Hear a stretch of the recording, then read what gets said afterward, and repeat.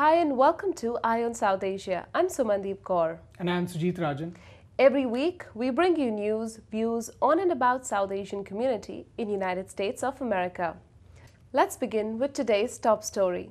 The Union Finance Minister of India, Pranab Mukherjee, addressed the second meeting of India-US Financial and Economic Partnership in Washington, D.C., which led to better understanding of each other's economic policies. Suman, much was expected from this meeting. He came here on a 4-day visit. And the US-India Financial and Economic Partnership was started last year. Right. And there was much expected on the cards. It was a high-level delegation. I just want to read out some of the names. From India's side, Mukherjee led the delegation. There was Dr. Subba Rao, who is the governor of the RBI. There was R. Gopalan, who is the secretary in the Department of Economic Affairs. Shashikant Sharma, secretary in the Department of Financial Services. And Kaushik Basu, the chief economic advisor. You can't get better people than this. And of course, we had Meera Shankar, Indian ambassador to the US. And from the US, again, this was, absolute a high-powered delegation which took part in the talks. Right. It was led by Timothy Geithner, the secretary in the US Department of Treasury, and Bernanke was there, chairman of the Board of Governors, the Federal Reserve System. Austin Goolsbee, the chairman of the Council of Economic Advisors, with the president of the US, as well as Mary Shapiro, the chairman of the US Securities and Exchange Commission, apart from other, top leaders. So this was something which was, it was expected at a time when both India and the US are going through a period of high inflation and also growth is slowing down.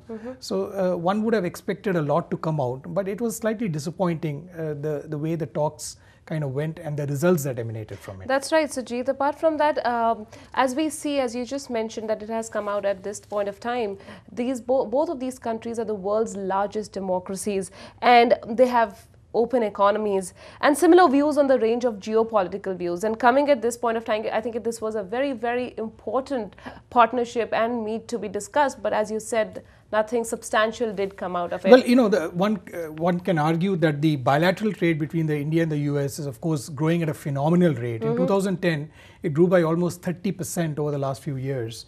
And now India and the US, the trade between the two countries is almost $50 billion. That's right. Indian exports to the US has grown by nearly 180%, and American exports to India had increased over 4 times. So, there is a lot going on between the two countries, but it was just the number of agreements which were reached between Mukherjee and Geithner, and there was a joint statement which was issued. And a lot of it seemed to be the same old rhetoric which was going on. Mukherjee pointed out there has been a progress on a number of bilateral agreements in the areas of science, technology and innovation and clean energy research. Now, these are some issues which India and the US have been working on for a while. One would have expected something more concrete to emerge from the talks, and they could have pointed out, clearly which are the projects which are going to be finalized and done with, in what time frame this is going to be done with. Certainly, Sujeet, but they have come out with a statement that India and US will work together to expand trade and investment links between their economies, and they will also further develop and strengthen their financial systems. They also are working on the G20 on an effective mutual assessment process to bring about strong, sustained and balanced global growth. Absolutely, and the talk about the financial restructuring and also more transparency was something which was I thought the highlight of these talks. And India, of course, Mukherjee pointed out to the US delegation that India intends to take steps to marshal private and public savings to meet the infrastructure needs, which India badly is falling short of right now, and the growing economy, which Mukherjee, when he went back, didn't say how much the Indian economy has slowed down. He said that those numbers we'll give out later, but India does need a lot of transparency in its financial dealings, both in the corporate world in India and also in the international fora. That's right, Sujeet. Also, I want to mention here that a joint statement which is issued after the US-India Economic and Financial Partnership meet in Washington, D.C. It said that the two sides agreed to a robust roadmap for the coming year that included deeper engagement in macroeconomic challenges, including growth, inflation, global liquidity, commodity prices, international capital flows, and etc. So when you speak of infrastructure, that is one area where I really see the India and the US doing a lot of cooperation in the coming years.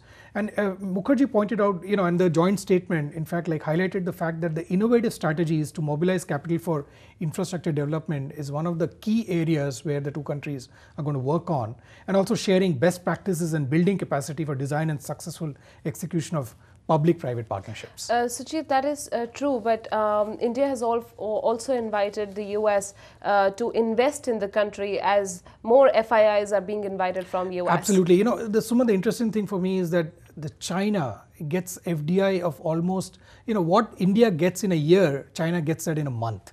But the fact remains that China is growing only 2% more than what India is growing.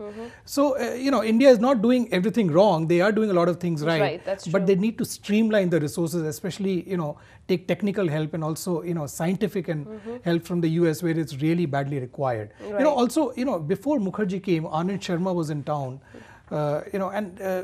He also had very good round of talks with Ron Kirk, the trade representative, and at that time the two countries agreed to make the trade policy forum more robust and effective to resolve bilateral and commercial issues. That's right. And Sujeet, at this point of time, America also wants to export to India so that it can recover from the economy it is dealing with. Absolutely, at this point and the US has in fact praised India on a lot of issues, including reducing tariffs on a number of products, including raw pistachios, cranberry products, seedless raisins, processed foods, medical equipment, fertilizers, chemical and heavy machinery. Right. So, and that is from the US side. As far as India is concerned, India, as I said, requires technical expertise on a lot of areas, and some of them are food processing, cold chain logistics and manufacture of electronic devices. That's and right. Food storage is something India badly needs. There was one report which said that in Maharashtra there were like these millions of tons of grain which was lying exposed because the government didn't have enough storage facilities. So there's a lot of wastage going on in India despite their growth in agriculture. But the expertise from the US in certain key areas is what India really needs. Sujeet, last month I want to mention, as we just mentioned China here, last month similar meetings were held with China, and no specific results did come out after the meetings with China as well. And US is tight-lipped about when asked about the question that why no specific or substantial results are coming out after the meetings either with China or with India now. It has been tight-lipped on that regard. But Suman, the thing is that what happens behind diplomatic doors and what really materializes in action are sometimes two different. It's a different ball game, and there have been two big stumbling blocks, and this is something that the US need to get over, and work on at least some of these key small areas. And the two specific things which really were big stumbling blocks was last August when India, and in fact Anand Sharma lodged a complaint against the border security bill, which came after the US raised visa fee hikes on certain H1 and L1 categories, and Sharma had written that this would result in loss of more than $200 million to the Indian IT industry. And then again in April of this year, it was almost like a tit-for-tat game. India rejected the US for two European companies, the Dassault Rafale and the Eurofighter Typhoon, the $12 billion jet fighter deal, which the US were badly looking at to create more jobs, especially Boeing and Lockheed Martin. Certainly, Sujeet, but this partnership and meeting, the agreements, as we mentioned in the beginning when we started talking about it, that it has an impact on the economic policies. They did understand each other's economic policies, and certainly some steps have been taken and will be taken to expand trade between each other. Well, President Obama started, on a very slow note as far as developing further relations with India was concerned, but he made amends. He went to India, last year, and before that, Prime Minister Manmohan Singh was, hosted at the White House. And as far as this jet fighter deal goes, and I think there's a lot of bitterness still remains in the US regarding that. Not only Obama went, but also the French President Nicolas Sarkozy was there, and the Russian President Medvedev was there. But finally, the fact remains that the two companies, Boeing and Lockheed Martin, didn't get the deal, especially after the successful passage of the Indo-US nuclear deal. Right, Sujeet. I think despite this progress, the joint statement which they agreed to recognized that there remained untapped potential and opportunity to expand trade and investment linkages to benefit both the countries, and we can see that. Sujit, as we're talking about the strong relations between India and US, and there are strong ties, as we can even understand through the meetings and partnerships being held quite often now, and the recent one being which we talked about. On the other hand, if you see that US is exerting a pressure on the banks to cooperate with the authorities in tax evasion cases. And a recent case has come out. A neurosurgeon who's US based, Dr. Arvind Ahuja, has been indicted on 4 counts of hiding the accounts which held $8.7 million as of 2009, and 4 counts of filing false tax returns, failing to report more than $1.2 million to invest in interest income. Absolutely, and this is something which we have discussed about, that it's very essential now for the NRIs, especially who are citizens of Indian origin and also green card holders, to file their income tax returns, and they have till August actually the reports of their foreign bank and financial accounts, right, and how much money they are earning from any revenue which is outside of the US.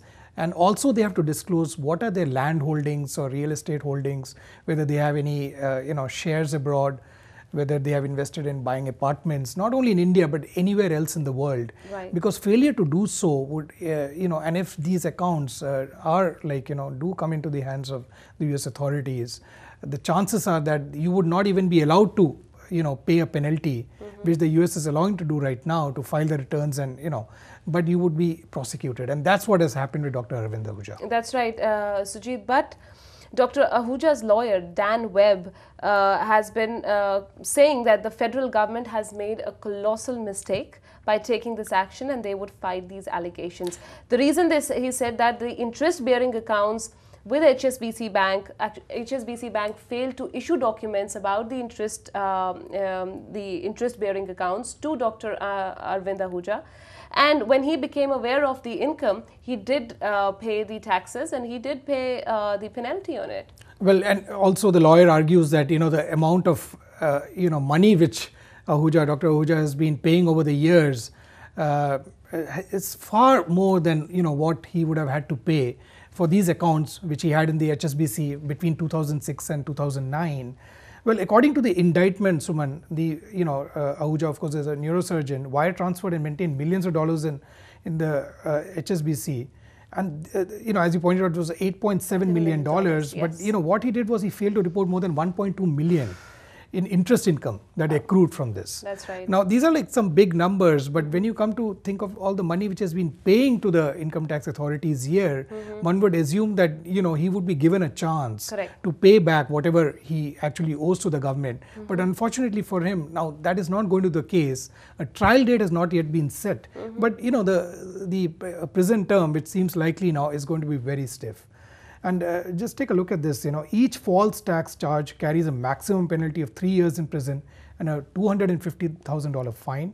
And the failure to file the FBAR, which is the foreign bank and financial accounts, each carries a maximum penalty of 10 years in prison and a $500,000 fine. That's right. So this is something, you're not just talking of penalties that Dr. Ahuja might have to pay, but he's going to face a prison sentence. But Sujit, it's a matter of not only Dr. Arvind Ahuja, but all the NRIs and PIOs who are absolutely, and I think even students who come here to the US, they make a bit of money and they try to invest back home in India, because that is the most natural reaction of most migrants, and not only of people coming from South Asia. That's right. Sujit, I hope you have secured your bank accounts and you have made sure that your investments are... We'll discuss that at a later point after the show. But, I think Dr. Ahuja, needs to, what one has to understand, that apart from his practice here, he might be an excellent surgeon, but he failed in his duty to report this income to the IRS.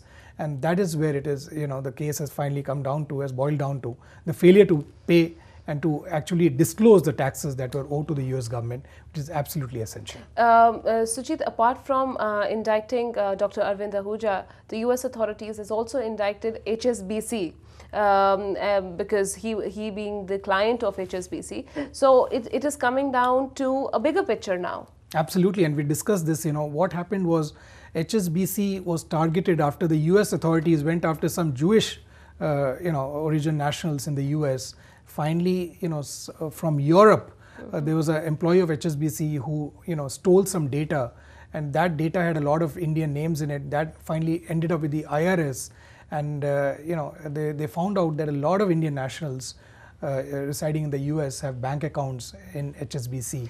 And HSBC had actually, it seemed, the reports say that they had told these Indian nationals living in the US that they would not have to, they can store this money, that kind of offshore accounts, but they would not have to pay much taxes on it. And now this has come to really hit back hard at these. That's right, Sujeet. We'll discuss about this in a further segment, that why the country, why India is not signing any international treaties on taxation. Well, there is actually. We'll be talking about them, but it's time to take a short little break. We'll be back. It's coming to an interesting point where we want to know why both the countries are not cooperating on international treaties on tax evasion right after the break.